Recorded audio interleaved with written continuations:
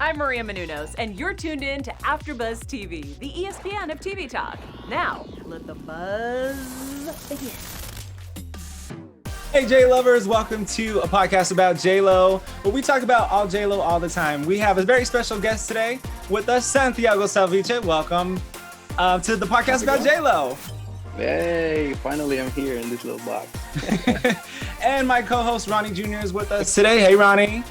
Good afternoon, everybody. I'm excited to talk with Santiago. He has got a number of projects he's worked on over the years, a cool guy. And anyone who gets to sit side by side with JLo, we got to pick your brain a little bit. We want to know all about that experience and more. Now, we're first going to get started with our JLo moods. For myself, it was the backup plan today. So that's my JLo mood for the day because I had to pull every backup plan that I had. Ronnie, how you feeling? Oh God, you know, it's gonna make it sound like I'm being spicy and or a little chippy chappy, but that's Ronnie. The recent trip to the grocery store will take me to JLo when she was a clerk at the TV show South Central. That will be my mood today. She played a clerk. It was a good role. It was a small role, but you know, JLo makes anything bring to life. And I also wanted to acknowledge it because it was so many years before, you know, she did Mi Familia and Selena. And it's good to go look back at those memories. Yeah. And Santiago, what's your JLo mood today? If you could pinpoint one. JLo mood today, if I can I'd say since we're talking about El Anillo, I'm in the mood of patience, of like trying to hold on to staying locked in this confinement. I'm in JLo when she was doing the flower arrangement setup on the video. She had like 20 dancers behind her, and 27 takes later, the perfect one came through. Just patience. Just patience. Just one day, one more day. You know, I think we're all kind of losing it a little bit in quarantine, but we find things like this to do to keep us busy, right? Yeah. Now, Ronnie, I believe you have some news for us real quick before we get into our interview. Super quick. Yeah, I'm going to step in for Fallon, who usually does our news segment. She gives us that Linda Lopez type news segment. Mine won't be as elaborate. We're just going to say, of course, if you support JLo, you know, obviously you want to watch World of Dance. That's premiering again tonight. Really exciting. Cool. And as I was saying last week, I had interviewed the Lab, which were the kids that won previously. They had been on 2 different seasons. So I watch the show and enjoy the show. Dance is not what I do. I don't have that type of rhythm, but it's a really fun show.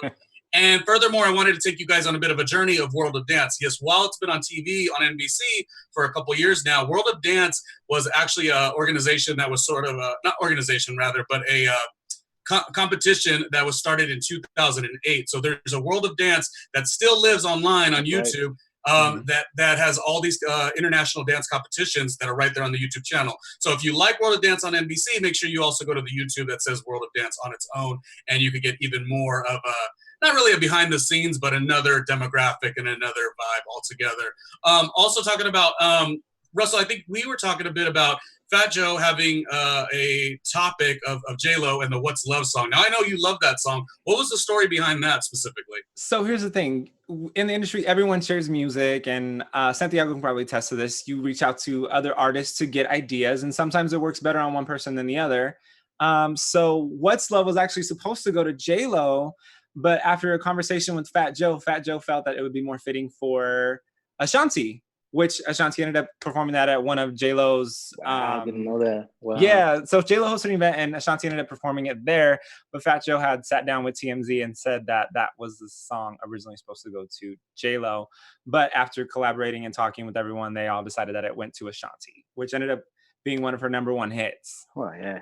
And now JLo has several of her albums, so she's fine without it. Oh, she's fine. Yeah. She's well and you're fine. right. Yeah, she's real fun. Yeah, and the music is like that. You know what I mean? I know there's a lot of critique sometimes about the certain songs that JLo has acquired over the years, but the industry is ever changing. And I do think, like, looking back when Ashanti performed at one of JLo's events, like, there's a lot of love within these two camps or whatnot. And I just want to make sure that we're uplifting all women versus dividing them. And I think sometimes that happens, and I don't like it.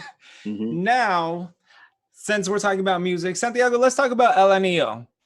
Where does that process start? You're the executive producer, director, you're like all the above. So what's the first start of a music video? Where does that route start? It always starts with just a bit of a phone call, or an email or something like that with the commissioners, either over at the label or management, or, whoever is in charge of that process for that artist at that time, requesting like, hey, we're looking for some ideas, let us know if you want to jump in. I'm like, absolutely, I'm going to jump in. And I called my sister, she freaked out.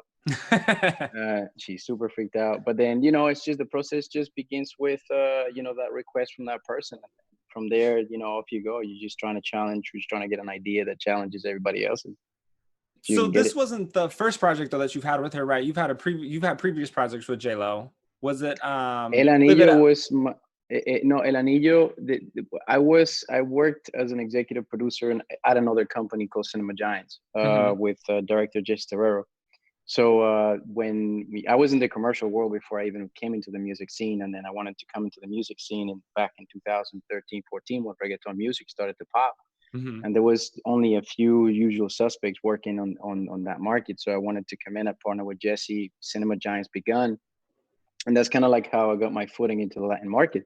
Before it was all just American stuff. And then, from there on, we parted ways. He continued with his company. I continued with mine. But I never had worked with Jennifer as a director, as a creative person with her. And El Anillo was the first, opportunity to, when I sent the treatment in, I went to Vegas to see them literally 24 hours after that. And I shook hands, met Benny, met Jennifer, and then just went off from there. Wow. What, so that's that big moment, but what were some of the artists that you had worked with before that kind of set you up for that type of, because it seems like a nervous meeting to have, but obviously they're not going to call you. You're not going to send in the treatment without like cutting your teeth on other performers. Who are some of the other performers that you worked with building up to that moment? So, at Cinema Giants, I was an executive producer more than a director at that point, because we wanted to create that, multiple capacity directors for different price points and ideas and concepts. And Maluma had just started.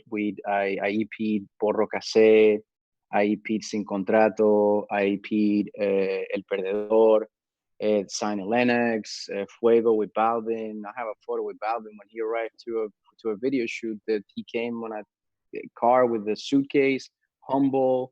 This was like Balvin 4 years ago. We did I think we did 50 or 60 projects that year. So that was a lot of, Zion LatinX, Yankee. It was Yandel, Weezy separately, because we did three Yandel videos back to back. We did, oh God, it's so many. So how do you? At the time, Jesse was directing at the time. I was just EPing at that time. So I got to work with Sony really closely. Because that's a lot of 50 projects and there's only 50 something weeks in the year. How do you prioritize that and work simultaneously with all these projects going on? Just luckily they're kind of like either a week apart, or 2 weeks apart, or 3 weeks apart, or like a month with nothing, and then 9 come in at the same time. It was just a matter of like having a good team, having a good set of producers under me, and a group of people to just diversify the trying to think about it as a factory, trying to make sure that every part of the process was well executed and taken care of. That really is what it's about, I think, is the team, and you see that in productions, people go from one project to the next, and you always want to work with, this DP or this, just whatever the assemblage of the team is, you want to stick with the people that feel good to you. It may not even always be on talent, but it's going to be about who's going to put in that 12-hour, 15-hour workday, who's going to feed you spiritually, who's going to maybe even question you to make sure you're putting in your best work. When I think about your best work, Santiago, I guess my question is, we love the end result of the music video, but was there a different treatment that originally came through? How did it get adjusted over the course of the beginning to completion? Because it looks great at the end. Yeah. The treatment, the video is exactly like the treatment. Is it like to the page by page, detail by detail. And it got enhanced by Jennifer. Like, we had a bunch of meetings when the treatment went out to them, and they wanted to meet. She was doing the show in Vegas, so she called over to go to Vegas to see her and discuss the treatment. So which arrived with everything, and everything moved forward as the treatment was presented. But then we had and multiple creative meetings after that at her house here in LA, and the team came, the wardrobe team came, the art team came, and excitement. Why don't we try that? And why don't we try that? The whole flower arrangement where she's like with the line of like 20, that was an add-on to the video. So it was just more of like, if she has tremendous ideas, her entire team, nappy tabs have so everybody was just adding in, and it just became, the throne. The throne was a new idea that came that night. The arrangement, that line, that file, the military line was a new idea that came in. Some wardrobe additions were there, like the queen with the white when she wears the white wig with the white dreads.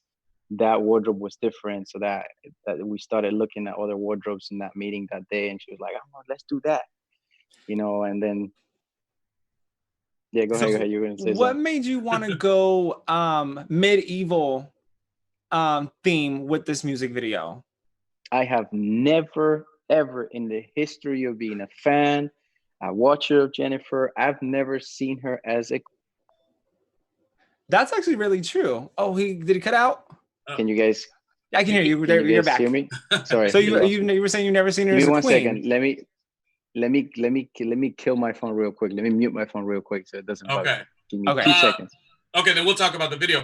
Yeah, I mean, it is such a regal approach, Russell. That is something that it was just done so well. And it's really interesting to know that the treatment was basically originally what he intended, or what the team intended. And they just kept adding on, bigger and more elaborate within the costuming and stuff of that nature. But what timing though? Because not very long after that is when the proposal came from A-Rod from a song about a ring, because like JLo said, she didn't need any more jewelry. It's funny because I know the lady the lady that works at Tiffany's that was repping, all of the rings were from Tiffany's. Mm-hmm.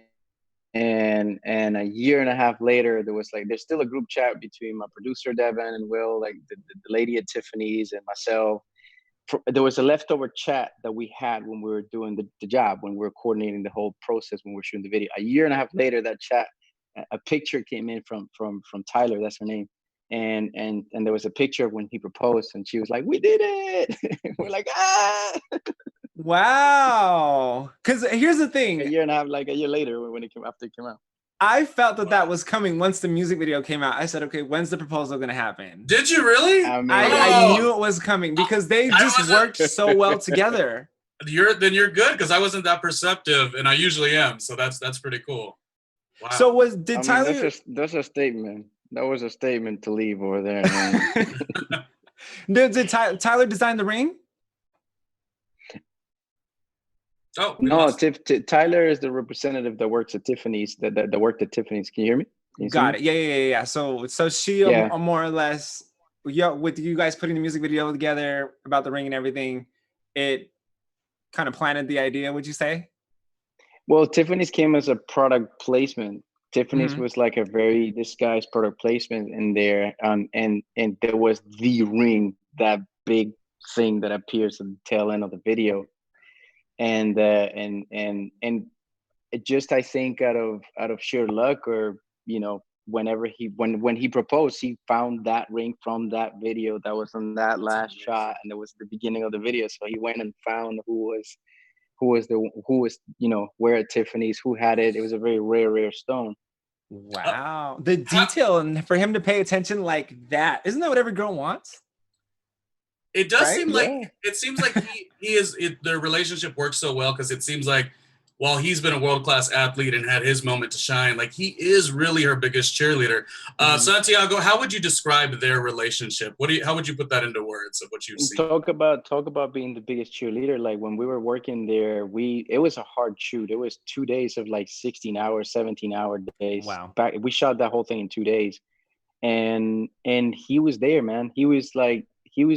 It's funny because one of the places where the castle was actually a hotel in downtown LA, the Biltmore Hotel, and she had a suite, and she could go up and down to the suite as she wished. But she decided to just, when she just decided to sit down on the corner on the floor, and he would sit next to her waiting for her next setup. She didn't want to leave upstairs. She wanted to be there, present, you know, making sure we're all pushing, making sure we're all working. And she was just ready. And he was sitting with her there on the floor, just texting on their phone and just being. I think there's a photo of them in Instagram of that particular moment of them on the floor, and it seemed really adorable. And not adorable, but like he's like you said, he's the biggest cheerleader. He's a fan. He loves her for who she is, and that's tremendous. And I think that's what picky about anything. I think that's what draws her to him, just in my observation. It feels like one thing, we give credit for JLo to be, you know, career longevity, and she's such a badass. But I think like her competitiveness, like she almost is like an athlete in her mind. I mean, even from the high school days of running track to, you know, being drawn to somebody like A-Rod, you know, I think athleticism and focus and determination is what really draws them together, you know? It's funny that you say that because she completely has some. I just watched Michael Jordan's documentary. The her mentality, the Last Dance. Her mentality are like the same, different fields, but the same. Mm-hmm. Yeah, I think almost everybody in the industry would have to have somewhat of a mentality like that, because you got to be able to power through those dark moments, right? Because there's not all the times where people are calling you and wanting to work with you in the beginning, but then you just have to practice and practice and practice your craft until you get it right. I mean, you can probably attest to that as a director, where you just had to be on it day and night in order to perfect your craft, and knowing which camera angles to use and what light works best on which person. Coming back to the music video side, who decides 27 takes later? Is that a combination between the artists, because they don't necessarily feel like it was their fullest all-out potential, or is it just for safety reasons? Can you give our viewers a little bit of insight on that, of what it takes to make the music video? Yeah, for sure. I mean, there is sometimes when you work with, you know, I'm a young guy in the industry. I'm not like a 20-year veteran or like a 30-year veteran. And sometimes when you work with people, you're in this level for years' sake, and then the artist is here. There's Bon Jovi, and then there's me, and there's JLo, and there's me. There's people that have even much more experience than I have when it comes to being on a set, because they've just done it 50,000 times at that level. So sometimes when I work with like Danna Paola, when I work with like younger acts, when I work with JoJo, like when I work with JoJo, it's like we're the same age. We have like a same amount of years of experience. So we kind of like see eye to eye, and we feed off of each other's energy. When I work with someone like Danna Paola, when she started in her music career back in after theater, it was like this. It was like me trying to help a youngling feel comfortable and feel, you know, get into that mood. So sometimes you support people, sometimes it's side by side. And with the likes of Jennifer or Mark or like or Enrique or any of the, you know, the big boys, you gotta give them. I try to give people something they've never done before, whether it messes my career or not. I want to do something that nobody has ever done before. You swing the bat, yeah. You give it a shot. Some will appreciate that and feed for. Swing the bat, yeah. And then sometimes that they will see something fresh, and then being Jennifer, it's like it snowballs. It creatively snowballs. So there are times where, you know, like 27 takes. There are times where it's like, you know, it took me a second to earn her trust, but then after literally a couple of hours, it was like, okay, yeah, everything that I'm seeing on the monitor is like Benny's screaming in the back like, oh my god, this is the best you look. That's awesome. And you know, and after a while, and there's some areas where it's like, you know, I'm really strong with beauty, so I'm cool, whatever you need, Santi. But then when it came to choreography or to dance, let me take a step back, look at that playback, and let me know if everything is perfect to my standards, but you have standards are like here. So it's a collaboration where sometimes I take a step back and let them feel comfortable with the choice they made, from a director to a move to a shot, and then we'll nuke it out in post. Santiago, I love that you swing the bat. You take big, you know what they say, big risk, big rewards, and that seems to be what suited you. A quick question though about your creative process. When you go into it, how much of, I would say, like her catalog and past music videos do you look at beforehand? Or is it something that you just kind of come up with this great idea, it's a big swing, and you go for it? you know, was there an inspiration as far as some of the stuff she had already done and you could look at it and say, oh, I like this. Okay, I want to move this around. Like, what was that like as far as grabbing from her arsenal of how many music videos already? You know what I mean? Well, I try to look at things that people have done before to not repeat it, to be fresh. But at the same time, in the likes of Jennifer, and I remember I put a little sentence at the end of the treatment, there is a specific brand. There's a way that you shoot Jennifer. There's a way she looks this way, and there's a way she's looked throughout all her videos, you know, to make sure that she looks perfect, her body. Like I usually analyze all the music videos to see if someone has not gotten the body or the booty or the legs or the gesture. So there's an angle, like there's a specific things that you know, Thalia will only shoot on the left side, end of story.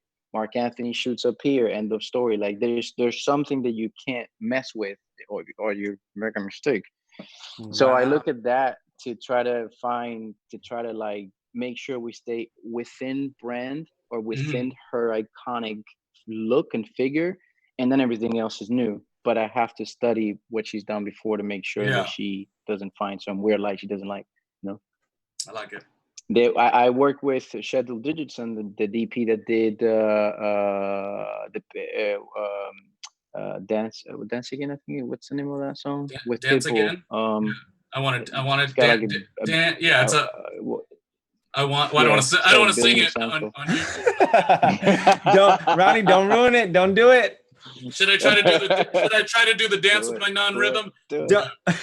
Santiago, what was one thing that surprised you about Jennifer that you weren't expecting, whether it was a pleasant surprise or something that was just like, I didn't really think about that, but it just kind of caught you off guard, whether it be in a good way or more like in a mentor type of way?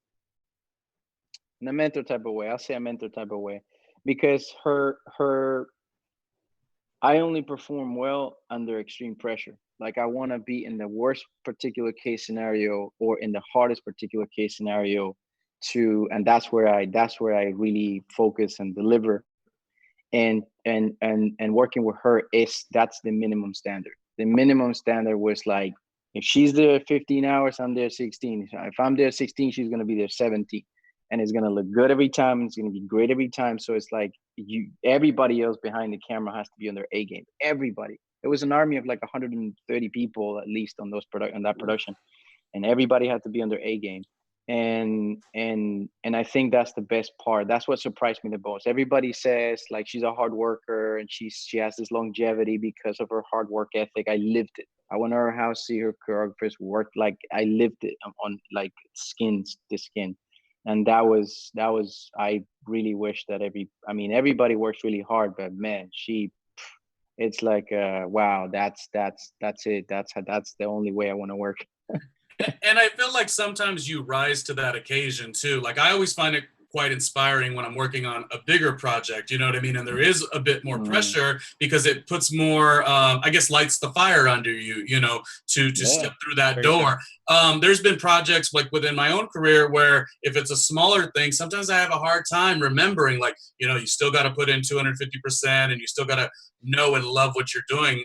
And there's nothing wrong with that, but there is something to be said about, you know, like in our field, let's say Russell and myself, you know, like doing like live television, it's like the most exhilarating thing. And I remember the first time I did live television with the IFB monitor and a director downstairs in the ear, and I thought I would be getting nervous. And let me tell you, I never got nervous because I was like, this is going out live. It's on a music video network. I'm 24 years old. And I actually felt like the big dog. Like I was daddy. I was like, nobody was going to tell me nothing. So I am very I'm very inspired by like what you're saying. Like it is something about that drive. One person pushes the next to the next to the next. And it is all about that team. And that's really cool. The music video is so freaking delicious. Like I love that music video. That's how I describe it. It's delicious. It's so regal. Miguel is also in the music video, and that's, you know. That's a good story, actually. Okay, well, let's talk about that. Let's talk about that shirtless Tell man. us about Miguel. Go. It's funny because so I got a group of friends here. There's like 5 Spaniards that, you know, that we know each other, and then they're friends with Miguel. They have nothing to do with entertainment, but they knew of him. They knew of him from the nightlife and things that they do together. So then I called when we were doing the videos, like, who's going to be the king? Who's going to be the king? I'm from Spain, so I want to put I want to like try to put the Spanish folks in Spanish actors that I know in whatever I can do. And then I saw Miguel. I was watching him Sense8, and I was watching all his work and all his past work, and I was like, that's the king. And then when we're having a creative meeting, I said to Benny, I was like, Benny, just he's the king. I was like, well, no, but we want this person, this is Calvin Klein model, and like all these other people that we were looking at. I was like, no, please stick to this guy, trust me. And he had the whole Sense8 situation. That Sense8 was like on their last season, last few episodes, so they had their finale, so it was a big moment for him. And it just happened to be at the right, so like pop culture times for what was happening with him and what this was happening. And I needed somebody who has a how do you say this in English? Like porte, like a bullfighter, like like. The stature, like a macho stature. Macho, but not macho, but like gentleman, like a classy, because it would be dignified, maybe very dignified, very regal. Oh, that makes sense. Yeah, so because you could go with any model and they would look like a pretty guy. It would be a good looking guy on screen, but then she would overshadow Jennifer Lopez. Yeah. And I at one point I said, can we put A-Rod in it? Not a bad idea. Like, no. Yeah. But you need to say, imagine the pressure for him. Yeah. But I just wanted to I just wanted to have somebody who could like hold the stance and still be a gentleman. Like, you could still bow to a queen, but still keep that king, not just a good looking guy. Yeah. And his face, his persona, his physique, his attitude, he's a great gentleman. I thought it was a good fit. And he does have layers, because I don't know him from every other project, but I watched every episode of Sense8, and the duality that he brings to the table, not to mention looks, like it all works. So that was an outstanding pick. I got to take it to our creative producer. Bree, can you see the photo of Miguel that we have listed up there? 1 out of 10. What do you rank him, Bree? Oh, Breeze. the one that says creating. Put her on the spot. Creating with Miguel. He is the lead in this music video that Santiago directed, and I just need to know what our Bree thinks of this man. I want to know your opinion. Okay. Because Bree has seen it all from A to Z. Yeah, you give us you give us a 1 to 10 and what you think of this man. I'm trying to figure out which the exact photo you're talking about is, because I see a lot of creating with. Oh, okay. Well, we'll get back to it then. So no give worries. me a minute and I'll come back in. Okay. Well, we'll check in with you in a few. Until that is done, Santiago, can you tell us what are some projects that you're working on now during quarantine? Because you're a writer and you worked on series, and you said you came from commercial into the music videos. What are you doing to stay busy right now during quarantine, because everything's still in lockdown? Yeah, so I'm a founder of a company called 777 Productions. It's been with us for years, and I'm with my partner Antonio Flores, and he's executive producer over there. And we have 6 directors in the roster, and Michelle Parker, John Mazik, Luis Montoya, Edgar, Chris Jackson. And so we basically had JoJo as a music video that came through. That was like we shot that with 2 people at JoJo's house. That was a challenge. Wow. And just staying busy with like trying to give the labels a alternative solution. Oh, and Alex Howard, and give them alternative solutions to being unable to put a set together. So whether it's VFX videos, whether it's lyric stuff, whether it's what we did with JoJo, we literally are trying to turn the company or steer the company to quickly react, to give people solutions. I just finished that TV show with a privateer group. I don't know if you guys saw the trailer of it, or the teaser that they put out in Variety, but hopefully it gets picked up. So that was a 10-episode TV show that I did. I actually did it right after I finished Anillo. Like 2 weeks after Anillo finished, I started that process. It was like a year and a half. Wow. We shot 10 episodes in one hit. and post production was like 8 months or something like that. So that's finally out. Hopefully, COVID helps versus hurt. You know, the Yeah. process of being purchased or whatever by a network. And just writing. I have two movies on the pipeline that I just finished writing. It's in the shopping process. And what else? Trying to stay busy, man. Just trying to Yeah. keep my head sane. And but yeah, there's a couple of commercials with Facebook that we have coming up that got paused, but that's another one. Facebook is another client that we have. And looking forward to doing some more things with them. Santiago, I have two questions. The first one is, can you give us a bit of a really golden nugget about what's the best thing if you're working on a production, whatever your role is, what is the proper production etiquette? What is something that's always going to enhance your career and take you to the next step? And then the second thing I want to know is, was this something you wanted to do as a kid? Was this always a dream of yours, or did you find yourself in this world? In regards to the first question, whether is I guess it's a moral standard for life, but just be kind and work hard. You know, it's whether you're dealing with the producer, whether you're a PA, whether you're a lot of people in this industry work with you because they like you, because they know that when you're in the poo-poo times, you're gonna be calm, collected, nice, help, not add on to the pressure, and just the way you talk to people, just the way you refer to the smallest person in the set to the highest person in the set. There's got to be a sense of respect and support to elevate everybody, whether it's through a little thing, but just that, just work hard and be kind.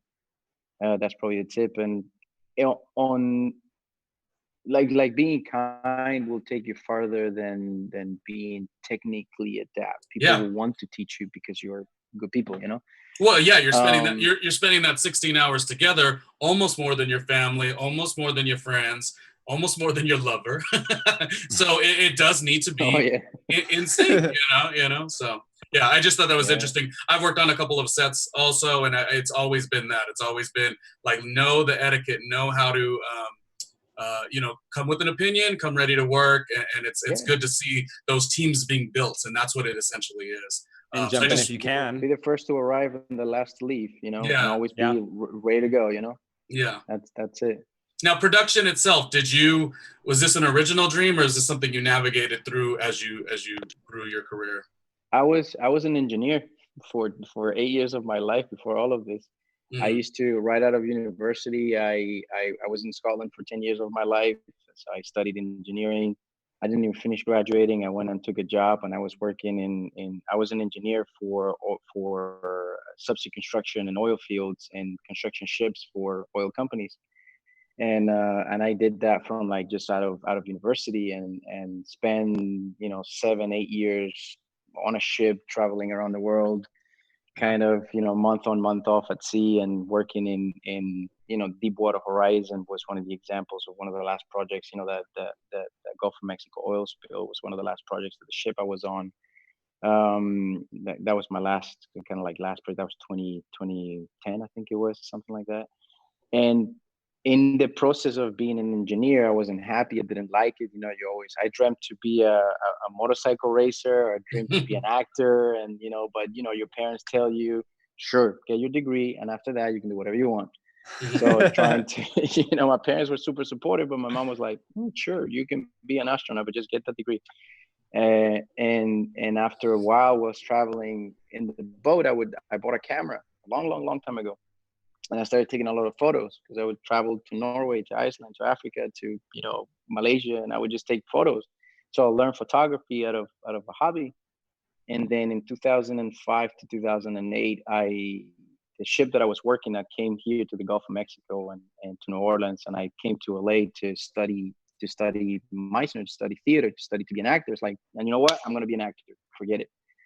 And then after I studied acting for a bunch of years, I because of the half of my brain is mechanical, the other half is creative. It was like it came extremely natural to. I self-taught editing. I self-taught I edit all my videos. So I wanted to learn. I was more interested about the mechanical component of how to make a film without having to wait for someone to give me a chance. and that led to a short film, another short film. I did a short film called Mañana Será Otro Día, and it went to the Oscars. It got selected for like top 10 on the list. We didn't make it to the final night, but top 10. Congrats on that. That's amazing in itself. It's something. Yeah. And something. Absolutely. It's but you know, we got a contract with DirecTV and AMC. They were like buying short films, so we did another 3, and then they bought them. And then I stumbled into being a producer. You know, at the early stages, you just gotta do you're producer, writer, actor, sound designer, editor, and sound boom guy. And that's how it was. And it all began from there. And then short films after went to commercials into music videos. And, you know, 12 years later, here we are in the Zoom call. What a ride. Yeah, all from a ship, and now we're from a ship to JLo. Who would have thought, right? and he's made it to our amazing Zoom call, which is great. Santiago, one quick question. You talked about the Oscars a moment, so I just wanted to get your take. Like JLo not getting that Oscar nomination, how'd you feel about that? Hustlers. Yeah, for Hustlers. I mean, you know she's such a hustler as a regular human. There was a lot of talk about it. Sorry, go ahead. But there was a lot of talk about that. Yeah. What you think? It's funny because you know there are some times the industry. So how can I explain this correctly? Like, you know, Brad Pitt didn't win an Oscar for years, right? Leonardo DiCaprio didn't win an Oscar for years, right? And they're like, Leonardo DiCaprio, for goodness gracious. Like, so it's one of those things where, like, when you are such an epic human, Superman, Superwoman, you almost, I wonder if it becomes political, that if they give you the Oscar, it's because you're a superhuman, instead of just raw talent. You know, sometimes when you see Oscars come through, it's because, you know, raw talent, like Daniel Day-Lewis will pick up Oscars. He'll disappear, appear, pick up an Oscar, disappear, appear, pick up an Oscar. So he was like hiding, like Heath Ledger. He would hide and he would come up and do his craft. The issue with Jennifer is that she is a mogul. And she's also a superwoman in every World of Dance, a TV show, she's demolishing everything that she's going through. So I wonder if it becomes political at some point, that if you give her the Oscars, it's because it's JLo. It's not really because she like really pulled off a great project. She pushed that project from a production standpoint, being an executive producer. I wonder if it's politics. She's like under a harder lens just because of that. Yeah. You know, speaking on that, I think that is a good point, and I think it's it is a bit of a glass ceiling for her when she gets looked at in that world so close but doesn't actually snag it. One of the interviews that I liked the best with JLo was, I think, the Hollywood Reporter. It was all the leading, supporting actresses. I think Scarlett Johansson was there, Laura Dern, Awkwafina. It was a bunch of the gals. And what was interesting to me is, and we talked about this a second ago with you, Santiago, on a technical standpoint, some of these other women just had a lot more language within acting in its entirety. Not that JLo doesn't, but this was their bread and butter. But there was a moment in that interview that just shifted, to your point, where all of the women, I think Laura Dern started it, but all the women were more looking at her like, well, how do you do it, JLo? Like, you're not just doing what we're all talking about here in this room, Hollywood Reporter, but having this fantastic dialogue about women and supportive roles.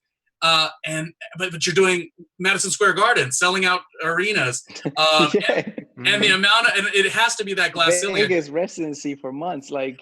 And you should have seen all these esteemed actresses like open their eyes, bright-eyed, bushy-tailed, for like, JLo, you are doing something that really is a bit unheard of. And you're right. I think because of that, Santiago and Russell, I think that you might be right, that's probably why she has to work a little harder to get that nomination. That's a good point. That's such a good point. I'm glad. Yeah.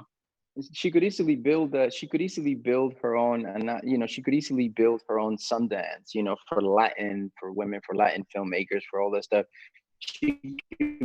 She could be like Jay-Z. Do you need billboards, or do you need the accolades from those organizations, or do you just build an entire new organization on your own? I think she would have the power to do that. So it's just that, because she's a god, you know. She's a goddess of you know, of everything she touches. When we talk about JLo and her direct and focused attitude, can you give us a little nugget about Benny Medina as well? Yeah. Just because he's so focused. Give me a little nugget about his wants and his needs and his focus and his ambition. I mean, I think about him, you know, even in the Fresh Prince of Bel-Air days. Like, I mean, Benny Medina is a monster in the greatest sense of the form, you know? Yeah, 100%. I mean, Benny and her, every time I see them together, they're like family. You know, there's the line between working together. It's so blurred. It's not. They're just a unity. They're family.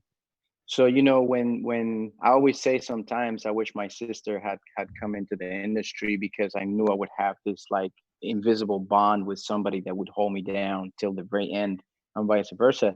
That's how I think they are. That's how I think they're meant to be from a personality perspective. But at the same time, they work well together. They complement each other really well behind the scenes, not just in the front, Right. but like in the nitty-gritty aspect of getting things done. And she pushes and he achieves, and he pushes and she achieves. They respect each other's like opinions so high. This is their family, they're brother and sister, they're family in a way.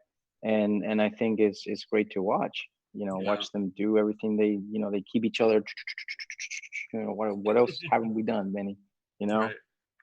Well, JLo's mentioned that she's pretty much had the same team for the past 20 plus years.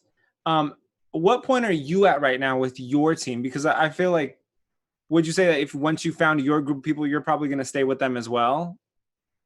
Or like, I think so. Yeah, I mean, right now there is a big focus isn't just being a director, but also being a tutor or a teacher or a Yoda, whatever you want to say, to the young generation. You know, I'm about to be 40 very, very soon. So it's, you know, the young generation are coming in fast, faster than before. And I have to be able to get out the way at some point, and, you know, go to television, go to films, just stay in that arena and open doors for the company. And with my production partner, Antonio Flores, I've worked with him for years. And he's, you know, he recently came to join us in the ownership of the company, and he's steering the boat really, really well. So now I have to, you know, I want to continue to work my team, and I want to see all the directors excel. I want to be able to open doors over here whilst they grow over here, and then watch them, you know, go where I went, and then I'll go somewhere else. And just it feeds me more to see them grow. You know, our director Michelle Parker just had a couple of videos that came out. She's been working with us for 3 years now, and she's the next, you know, female director. We're really working hard on being diverse. Brown, black, yellow, eyes like this, female, male, bi, whatever. It's if that's, we support that and we fight for that. We're trying to have a, you know, all women team in production, for example. Our producers are all, you know, strong ladies that holds us by. So I just want to see all that group of people grow, you know, and then I'll find a way somewhere else. But, you know, I really want to stick to my next decade, to watch the company flourish bigger and larger, so that we can just produce our own things and just be in that market. Not just I like being that. That's very client, but being a partner. And I appreciate, as a Latino myself, I appreciate that, because we're trying to expand in the Americanized side of this industry as well, because it is so much smaller for us. And, you know, there's people like you out there that are paving the way for us. Even me and Ronnie being on a podcast with you right now is just creating that segue for maybe the younger generation that's even watching us, that are maybe like 10, 11 years old, dreaming of being on TV one day. So I really appreciate you doing that for our community as well. Of course. Yeah. Well, just so we know, what Michelle, you mentioned, where do we follow her on Instagram? I'd love to support. I like the idea of like supporting a female director, you know? Yeah. Her name is Michelle Parker. I think her Instagram is one Michelle Parker _ I think it is. But yeah, she's a phenomenal director, very wise, very clever, hard worker, and she edits her own stuff too. Like just super talent, you know? Yeah. Going off that question, Santiago, we talk about Jennifer Lopez, and she does things that are quite different than a lot of performers. And she still will, there's never going to be another version of her. There's just going to be someone else, something different. Right. Who, if you happen to keep your eyes and ears open, is there any performer now that you're looking at? This could be any, doesn't have to be a female only. A performer now that you see that's sort of in the younger space that you feel will rise and have such a career like a Jennifer Lopez. Is there anybody that you kind of want to put your money on? I think to become like Jennifer, you have to go through a period of loss, a period of difficulty, a period of, and that's what makes you become a persistent, ongoing human being. There's a lot of artists that I still haven't seen them go through that process, but I did. We'll have to do Google Translate here. I would think Becky G would be that could do a struggle of some sort to see how she would respond. Santiago, can you run that? Can you run that back? We lost you a little bit in the audio. Oh, my bad. My bad. No worries. I would say, for example, Becky G is a person who's like working really, really well. It's getting worse. We may get to take 27. We're gonna get it. We're gonna make it happen. We're gonna do it. And we got Bree. She's good. So we're good on all aspects. Yes. Cool. Wait. So we said one more time. You're clear now. You're clear now. You can go ahead. Yeah. For example, JoJo, right? I would put my money on JoJo, for example. It's a mix of, like, JoJo went through a really difficult time in her life, going through the contractual issues that she had before. But she, because of one of those challenges of life that was a really long and hard challenge, she's coming in swinging. She's coming in hard, and she's coming in with a potency. I met JoJo in Vegas at one of Jennifer's shows. I went to her show. I think it was just right after we did the video, and she was in backstage, and I met her 2 years before I worked with her. And you would see the likes of JoJo watching Jennifer do her thing, and everybody was at a party with a champagne glass. She was watching. She was, how does she do it? How does it work behind the scenes? And working with her, it's admirable, because after all the challenges she had, she's coming in wonderful, ready, prepared, mentally prepared, physically prepared, vocally prepared, ready with songs. So for me to put my money on someone, I would have to see them go through the to see them through the to see how they took it. Becky G, I love me some Becky G. Tough. Yeah, she's tough. She shows that character. Maluma?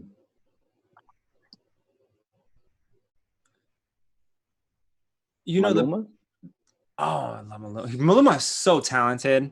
Man, that guy is talented. I would love to see his next thing, because yes, he's doing music, he's doing a lot of great campaigns, but I wonder what he's gonna say. I want to do this thing next. I want to do a movie. I want to produce this movie. I want to produce, because to get to Jennifer's level, I think you have to not only sing, not only dance, not only compose, not only produce, but invest, be a business person, be persistent, be an executive producer, be a writer, be the person that puts all the pieces together out of strength and pulls them through, And that's I'd like to see any of these guys divert away from just music to see what else. Like Anita is a hard worker, Brazilian artist. I met her years ago. Yeah. I know who that is. 45 years ago. Anita, she's a Brazilian artist. She's like the JLo of Brazil right now. But I watched her come to LA when she was the most humongous thing in Brazil, and literally walk around with her brother and her team, back, trying to find out who was the producer that did this song or that song, and work her way through the American market. There was no management that was trying to push for her, but she just landed on a plane, started knocking on doors. I was like, wow, this is Anita. This is mad. It's like, and she learned English, and she started doing songs in English, and she started doing, so it's like, holy cow. J Balvin too. J Balvin is a pioneer as well. It's about being a pioneer, I guess, besides music. Yeah.